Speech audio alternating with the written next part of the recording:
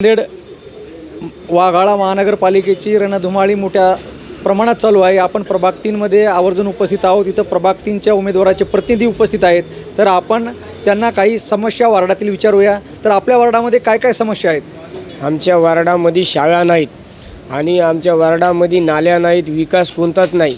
विकास नसल्यामुळं कसं आहे, जनतेनं आम्ही एक सामान्य घराण्यातले आम्ही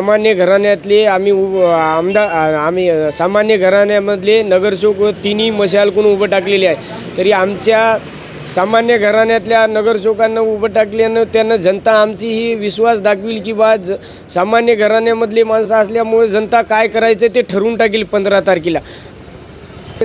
शिवसेना उबाटा गटाचे उमेदवार प्रतिनिधी, तर आमचं म्हणणं काय आहे की आपल्या वार्डामध्ये जे काही जनतेच्या समस्या आहेत त्या आपण सोडू शकाल का निवडून आल्याच्या नंतर? आम्ही निवडून आल्याच्या नंतर जनतेच्या समस्या सोडण्याकरता सामान्य घरातून आम्ही उभं टाकलेले आणि जनताच आमची ही मायबाप जनता आहे।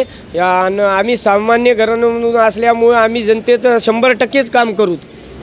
उबाटा गटाकडून सर्वसामान्य कुटुंबातील उमेदवार उभे टाकलेले आहेत। यांचं म्हणणं आहे की जनतेने आमच्यावर जर विश्वास टाकला तर आम्ही 100% वार्डातील जनतेच्या समस्या सोडण्याचा आटोकाट प्रयत्न करू, असं यांचं म्हणणं आहे। अरविंद जाधव, वंदे भारत, नांदेड।